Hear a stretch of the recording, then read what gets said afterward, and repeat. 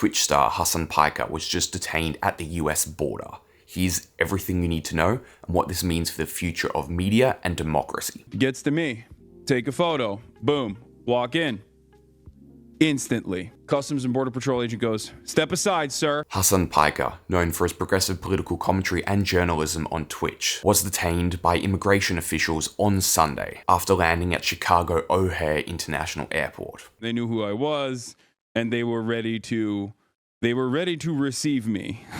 Let's just say, and it wasn't a very warm welcome. Hasan started his career working for his uncle at the Young Turks, but in 2020 he went independent, streaming his gaming and commentary on Twitch. He gained wide acclaim for his reporting during the LA wildfires, particularly his interviews with inmate firefighters. But he's also faced significant backlash from American conservatives, who view him as inflammatory and hostile to their foreign policy objectives, especially concerning the Palestinian genocide. Domestically, he's the largest donor to the Amazon Labor Union, which is ironic considering Twitch is owned by Amazon, so he's working against his boss. More recently, he's also been highlighting the constitutional crisis around the illegal deportations to the El Salvadorian concentration camps. These factors are likely what contributed to what unfolded on Sunday. Hasan stated on stream, "I think they did it because they know who the I am, and they wanted to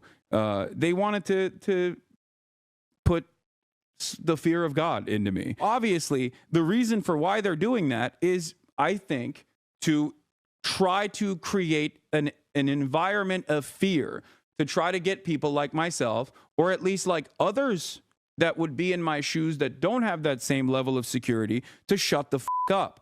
And for me, I'm going to use the privilege that I have in that moment to try and see what they're doing. Trying to get me to say something like, oh, I support Hamas or whatever, is literally not allowed. Like, they are not, what do you mean? Like, why is this denying me entry into the country of my birth? After 2 hours of interrogation, he asked whether he was officially being detained, and he was released soon after.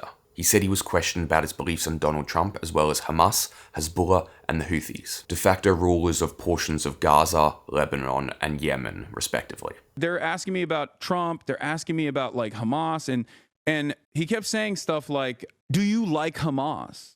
Like, do you support Hamas? Do you think Hamas is a resistance group? I kept saying a couple different things. One, in terms of like Israel and all the wars, I was like, I'm on the side of civilians. I want the endless bloodshed to end. I am a pacifist. And every single time he asked me a question, a leading question about Hamas, I kept saying, the United States State Department recognizes Hamas as a terrorist organization. To avoid any appearance of support that could justify indefinite detention. While it may be reasonable to ask whether somebody has ever provided material support to a foreign adversary, though no one would admit that to a border guard. Conflating journalistic communication with criminal activity is absolutely unacceptable and sets a dangerous precedent. To be clear, as far as anyone knows, he's never communicated with anyone from these groups. Nothing I've done online is illegal as of now, Hasan said. Laws may change in the future, and they might actually start prosecuting speech, which I do fear is the goal of this administration.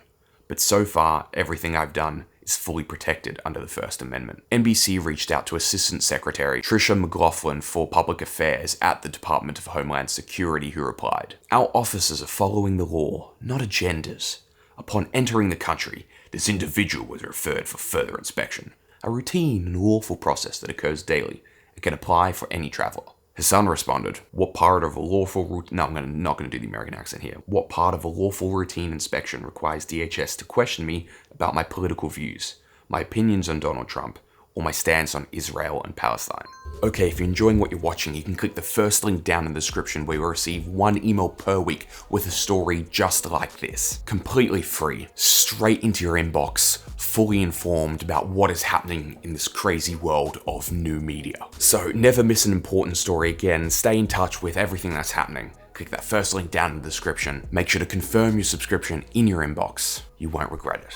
Last year, Al Jazeera released a scathing report into Western media's coverage of Palestine, documenting widespread pro-Israeli bias in editorial coverage and framing. This included outlets previously seen as neutral or even progressive, like the BBC and CNN. When these institutions, the supposed fourth estate, fail to inform and protect the public, society crumbles. That's why independent journalists and commentators must be able to operate without fear of prosecution. Major publications benefit from money and influence. When the Associated Press was banned from the White House for refusing to use the term Gulf of America, they were able to sue their way back in. In Australia, the government dropped its prosecution of ABC reporter Dan Oakes for revealing war crimes in Afghanistan, but continued prosecuting and eventually imprisoned whistleblower David McBride, who risked everything to tell the truth. And then the ABC and Oakes later ran a confusing hit piece on McBride, which, friendly fire much. Creators operating on their own platforms while having their own limitations are able to bypass the previous gatekeepers of the past. As we see more traditional publications head down the path that Al Jazeera highlighted, or continue their monopolization practices like Rupert Murdoch, or instances like how Jeff Bezos recently forced the Washington Post to focus on personal liberties and free markets in their opinion section, the need for independent voices becomes undeniable, especially considering Bezos' idea of liberties often comes at the cost of cities and his workforce. In Australia's last two federal elections, the Teals, socially progressive, economically conservative independents, flipped seats long held by the Conservative coalition. We need independent journalists and representatives to hold power accountable when it loses touch. Or, to put it in market terms, democratic competition with civic KPIs, not profit motives. So, should we be scared that free speech is eroding and that whistleblowers, journalists, and creators are all being prosecuted for doing their jobs? No.